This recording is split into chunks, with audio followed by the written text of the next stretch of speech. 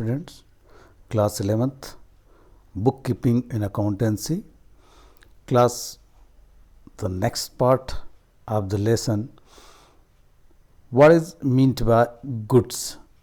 Okay, what is meant by goods? Those items which are either produced or purchased for the purpose of the sale and the business are termed as goods. वो सारी items जो या तो produce की जाती है या purchase की जाती है सेल करने के लिए। प्रोडक्शन भी होता है, वो सेल करने के लिए होता है। कुछ चीज़ खरीद कर और बाद में उसको बेची जाती है। These are the commodities in which the business deals. और ये वो कमोडिटीज़ है, ये वो वस्तुएं हैं जिनमें बिजनेस की डीलिंग होती है। For example, purchase of the cloth by a cloth merchant will be termed as purchases. अगर कोई क्लॉथ मर्चेंट ऑब्वियसली है कि वो बाहर से जाके क्लॉथ खरीद के लाएगा और यहाँ पर वो सेल आउट करेगा, तो जो क्लॉथ मर्चेंट जो खरीद के लाता है उसको परचेसेस बोलते हैं। ठीक है, चलिए next question. Okay, give the word term और phrase which can substitute each of the following statements. आपको amount invested in the business by the proprietor के द्वारा जो अमाउंट इन्वेस्ट किया जाता है बिजनेस में, उसको एक प्रेज या टर्म का नाम देना है। So answer is the amount invested in the business by the proprietor is called the capital. अब इसका एक्सप्लेनेशन क्या है, क्यों है ये answer? Explanation is that the amount invested in the business by the proprietor is known as the capital as per the entity concept. A business is considered as a separate entity from its owners. ये उसके owners से उसकी separate entities है. The proprietor is treated as a creditor or the business for the amount invested in the business, and hence the amount invested by him is treated as a liability for the business and is shown on the liability side of the balance sheet.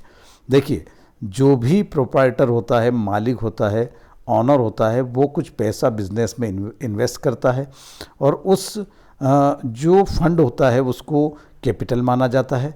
और as per the entity concept ये है कि वो individual हो। So proprietor is separated from the capital. जो amount वो invest करता है उससे वो सेपरेट होता है, वो उसको इसमें इंटरमिंगल नहीं किया जा सकता। सो उसको क्रेडिटर माना जाएगा, ठीक है, बिजनेस में। और जो अमाउंट उसने इन्वेस्ट किया है वो उसकी बिजनेस की लाइबिलिटी है। तो जो बैलेंस शीट बनती है, बैलेंस शीट में एक तरफ लाइबिलिटी होती है, एक तरफ असेट्स होते हैं। तो बैलेंस शीट में लाइबिलिटी की साइड उसकी कैपिटल को शोन किया जाएगा, ठीक है, उसके कैपिटल अकाउंट को शोन किया जाएगा, न कि उसको मतलब प्रोप्राइटर को। So we will discuss the next question. Give the word term of the phrase which can substitute each of the following statement. Dealing between two persons. Dealing between two persons को हमको एक term में, एक word term में क्या करना है, उसका आंसर देना है। तो आंसर है dealing between two persons, transaction.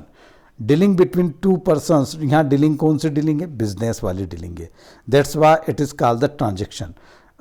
What is the explanation? What is the mean of the transaction? A transaction is the instance where there exists either an outflow or the inflow of the cash. Transaction उसको कहा जाता है एक तत्काल कोई चीज़ या तो आपके यहाँ आउटफ्लो आपके यहाँ से बाहर गई है या कैश के रूप में, कैश मीन्स कैश पैसा, ओके, करेंसी के रूप में या तो आउटफ्लो हुई है या फिर वो इनफ्लो हुई है, या तो आपके यहाँ से पैसा गया है या फिर आपके यहाँ आया है cash. For example, purchase of the furniture और गुड्स। आप फर्नीचर खरीद के लाए हैं या कोई गुड्स खरीद के लाए हैं, तो आपने वहाँ पर पेमेंट किया है और गुड्स लेके आए। सेल्स ऑफ द गुड्स, आपने कोई गुड्स बेची है तो उसके अगेंस्ट आपको एक अमाउंट मिला है कैश में, etcetera. It is termed as a deal between two persons. इसको हम डील कहेंगे because here two parties are involve in it, क्योंकि यहाँ पे टू पार्टी इन्वॉल्व है। That is when the goods are purchased it involves the two parties, one is the buyer and the other is the seller. देखिए, जब purchase की बात होगी है ना, तो इसमें टू पार्टीज इन्वॉल्व होगी, है ना। जबकि गुड खरीदी जाती है तो टू पार्टीज, एक तो बायर होगा और एक खरीदार हो, सेलर होगा। एक तो बायर होगा खरीदने वाला और एक होगा सेलर बेचने वाला। ठीक है, ये हो गया आपका। Give the word term of the phrase which can substitute each of the following statement. देखिए, property of an description owned by proprietor, वो प्रॉपर्टी जिसमें उसका डिस्क्रिप्शन है और जो प्रोप्राइटर के मालिकाना हक है उस पर। The property of an description owned by proprietor is called asset. Proprietor का जो प्रॉपर्टी है जो बिजनेस में उसने लगाई है वो उसकी असेट कहलाती है। अब explanation, any property or legal right owned by a firm which is required for its operations, the benefit of which occurs it in future is known as an asset. For example, building, plant and machinery etc. कोई भी proprietor उसका जिस पे उसका कानूनी अधिकार है, संवैधानिक अधिकार है ना, वो firm which is required for its operations, और फर्म के ऑपरेशंस के लिए, फंक्शनिंग के लिए उसकी रिक्वायरमेंट है और जो उसको बेनिफिट देती है फ्यूचर में, वो उसकी असेट कहलाती है। जैसे एग्जांपल, उसके पास एक बिल्डिंग है, प्लांट है, मशीनरी लगा रखी है उसने, फैक्ट्री है, तो ये सब किस में कहलाएगा? असेट्स में आएगा ये सारा। Okay, a person to whom amount is payable is creditor. Explanation, all persons or the organization to which a firm is liable to pay money are called the creditors. वो सारे persons जो organisation उसके लिए payable है, liable है, उनकी money देने के लिए जो सर्विसेज उन्होंने दी है, ठीक है। They represent those persons from whom the goods have been purchased. ये वो लोग होते हैं जिनसे हमने माल खरीदा है पर अभी उनका पेमेंट नहीं किया, सर्विसेज ली गई है परंतु उनको पेमेंट नहीं दिया। For example, if goods worth of the rupees 5,000 were purchase on the credit from Mohan, then he will become the creditor of the business till the payment is made to him. Mohan से हमने 5,000 rupees जो है वो goods 5,000 worth की goods ली है और अभी उसका पैसा दिया नहीं है। जब तक उसका पैसा नहीं दिया जाता तब तक वो क्रेडिटर कहलाएगा। चलिए नेक्स्ट जो क्वेश्चन है, गिव द वर्ड टर्म और phrase which can substitute each of the following statement. Business transaction is which cash is not paid और रिसीव्ड इमीजिएटली। वो बिजनेस ट्रांजेक्शन्स जिसमें केस इमीजिएटली ना तो पेड किया जाता ना रिसीव किया जाता है, उसको क्या कहते हैं? Business transaction is in which cash is not paid और the received immediately, that is called the credit transaction. ऐसे में उसको उधार किया जाता है, उधार ट्रांजेक्शन होता है, वो क्रेडिट ट्रांजेक्शन होता है। Explanation, all those transactions which do not involve the case or inflow or outflow, that is where goods are purchased or services are procured on credit or where goods are sold or services are rendered on credit are known as the credit transactions. वो सारे transaction जिनमें case involve नहीं होता, case का आना और जाना, inflow और आउटफ्लो इन्वॉल्व नहीं होता है, जहाँ पे गुड्स परचेज की जाती है, सर्विसेज प्रोक्योर्ड की जाती है क्रेडिट पे, उधारी में, वहाँ पर गुड्स सोल्ड की जाती है एंड सर्विसेज रेंडर्ड की जाती है और क्रेडिट पे, are known as the credit transaction. उसको क्रेडिट ट्रांजेक्शन कहते हैं। For example, credit sales worth of the rupees 500 were made to Ram and credit purchase worth rupees 2,000 were made from the Mohan. Ram से 500 का हमने सेल किया है क्रेडिट पे उधारी में और 2,000 हमने परचेज किया है मोहन से। ये दोनों जो है क्रेडिट ट्रांजेक्शन है। देखिए नेक्स्ट क्वेश्चन है, give the word term of the phrase which can substitute each of the following statement. An allowances given by the receiver of the case to the giver और the case at the time of payment. देखो, कोई allowance receiver देता है ना, case में या case at the time of payment. An allowance given by the receiver, कोई जो रिसीवर कर रहा है केस, वो अगर कोई अमाउंट गिवर को देता है तो वो उसका कैश डिस्काउंट कहलाता है। Explanation, any allowance given by the receiver of the case to giver of the case at the time of payment is termed as a cash discount. जब कोई रिसीवर को, देखो रिसीवर होता है लेने वाला, गिवर होता है देने वाला। कोई अमाउंट दे रहा है, वो रिसीव कर रहा है और उस टाइम वो क्या करता है, आपने 100 रुपीज़ किसी को दिए और उन्होंने 10 रुपीज़ उसी टर्म में उसी टाइम में आपको वापस कर दिए। इसका मतलब है कि 10 रुपीज़ का उसने आपको कैश डिस्काउंट दे दिया। It is provided to the customer for making instant payment और the payment within a specified period of time. ये तभी दिया जाता है कि जब वो एक तो इंस्टेंट तत्काल वो पेमेंट कर रहा हो, आप उसकी आपकी सर्विसेज का या आपके किसी भी गुड्स का, या फिर एक स्पेसिफाइड टाइम आपने निश्चित किया है उसमें वो कर देता है तो उसको दिया जाता है ना, उसको डिस्काउंट दिया जाता है। It is an expense towards the business and it is always recorded in the books of the account. और ये एक बिजनेस का एक एक्सपेंस माना जाता है और इसको हमेशा रिकॉर्ड करना चाहिए किसमें, बुक्स ऑफ द अकाउंट्स में। It is allowed and ascertain after deducting trade discount, और इसको जब समायोजित किया जाता है वो ट्रेड अकाउंट्स के डिस्काउंट से। Next question, give the word term of the price which can substitute each of the following statement. Excess of expenses over income, इसका क्या मीनिंग होगा?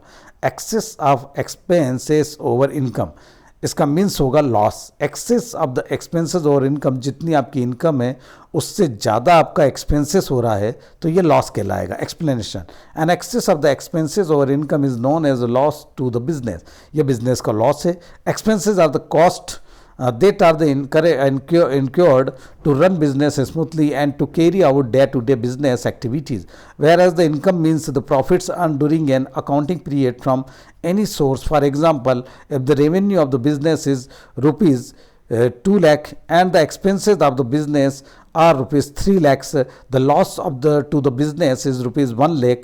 2 lakh minus 3 lakh equal to 1 lakh is the loss. Excess of the expenses over income, that is the loss of the 1 lakh and the business.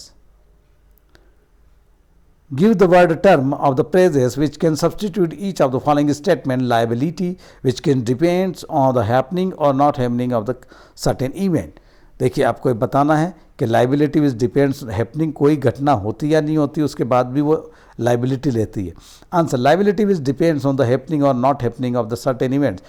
Contingent liability कहलाती है, कुछ होगा या नहीं होगा तो भी वो कॉन्टीजेंट लाइबिलिटी के लिए कहलाएगी। Those liabilities that are dependent on the outcome of the further events are known as the contingent liabilities. This liabilities are not recorded in the books of the accounts, ये liability उन account books में नहीं record की जाती। They are rather shown as a footnote on the to the balance sheet. Footnote, balance sheet में उसका footnote दिया जाता है। Okay, and for example outstanding court case, अगर कोई कोर्ट केस चल रहा है वो आउटस्टैंडिंग है तो उसको इसमें नहीं किया जाएगा, मेंशन नहीं किया जाएगा अकाउंट बुक में, रिकॉर्ड बुक में। Legal liability and product warranty उसमें नहीं आएगी और लीगल लाइबिलिटी भी उसमें नहीं आएगी। नेक्स्ट आ रहा, गिव द वर्ड टर्म और phrases which can substitute each of the following statements. Expenditure of the fixed assets which increases the earning capacity of the business. Expenditure on the fixed assets जो आपके business की earning capacity को बढ़ाती है वो क्या कहलाती है? So answer, expenditure on the fixed assets which increases the earning capacity of the business as the capital expenditure, उसको क्या कहा जाएगा? कैपिटल एक्सपेंडिचर कहा जाएगा। Explanation, any expenditure incurred or purchase of fixed assets and which is non-recurring, infrequent, वो non recurring है, एक बार आपने बिल्डिंग खरीद ली, ज़मीन खरीद ली, बार बार नहीं खरीदी जाती। In nature is known as the capital expenditure. For example, expenditure of the purchase of the extension of a building, एक बिल्डिंग का एक्सटेंशन किया आपने, उसको बढ़ाया। This expenditure is increase the value of the fixed assets, वो fixed asset की value को बढ़ा देगा। And its benefits can be derived in the near future, और इसके जो बेनिफिट्स है वो नियर फ्यूचर में आपको डिराइव होंगे, है ना, निकल के आएंगे। गिव द वर्ड टर्म और phrase which can substitute each of the following system in which entry is recorded for case as well as the credit transaction. ऐसा सिस्टम जिसके अंदर केस और क्रेडिट ट्रांजेक्शन की रिकॉर्ड की जाती है वो क्या कहलाता है? Okay, the system in which the entry is recorded for the case as well as the credit transactions is called the accrual system, इसको एक्रूअल सिस्टम कहा जाता है। An accrual system records both the transaction, that is the case and the credit transaction. According to accrual concept, a business transaction is recorded as and when it occurs and not when the cash is paid और received. देखिए, इनमें accrual system में बहुत records उधारी के और case दोनों record किए जाएंगे, और उसमें बिजनेस ट्रांजैक्शन जो है या तो पेमेंट हुआ है या नहीं हुआ है, दोनों ही पेड और रिसीव्ड दोनों की एंट्री की जाती है। Next question, give the word term और phrase which can substitute each of the following statement. Concept under which comparison of one accounting period with the other period in possible is possible. देखिए वो concept जिसके अंदर हम comparison करते हैं एक account period और से पीरियड का दूसरे अकाउंट पीरियड से, जैसे प्रीवियस ईयर का जो अकाउंट है उसको करंट ईयर के अकाउंट के पीरियड से हम करेंगे, ये पॉसिबल होता है। ये कहलाता है concept under which comparison of one accounting period with the other period is possible. Consistency concept कहलाती है, कंसिस्टेंसी होना चाहिए। That is also always rendering और the regarding to the profit और लॉस। प्रॉफिट बेस्ड होती है consistency concept. The consistency concept facilitates the comparison of the one accounting period with the other period. It states that all the accounting principles or methods used for the business transactions should remain constant from the year to year to enable the management to compare the profits or losses over different years. देखिए ये consistency concept ये facilitate करती है कि आप जब previous year से कितनी भी 2 ईयर्स 3 ईयर्स का कंपैरिजन करोगे अकाउंटिंग पीरियड का, तो उस पीरियड में जो भी प्रिंसिपल्स अकाउंटिंग के हैं, जो मेथड्स है, वो बिल्कुल सेम होगी। जैसे मैं एग्जांपल दे देता हूँ, डेप्रिसिएशंस में 2 मेथड्स चलती है। एक तो जो है कांस्टेंट जो होती है उसको कांस्टेंट कैलकुलेशन होता है डेप्रिसिएशन का, एक जो होता है इंक्रीजिंग वे में होता है, डिक्रीजिंग वे में होता है। तो कांस्टेंट में जैसे आपने 10% अगर डिसाइड कर लिया है तो 10% का आप डेप्रिसिएशन आपकी मशीनरी पे और ऐसी उन पे लगा रहे हैं जिस पे लगाया जा सकता है, तो उन पे पर ईयर आपको वही 10% लगाना पड़ेगा। आप दूसरी मेथड को यूज़ नहीं कर सकते।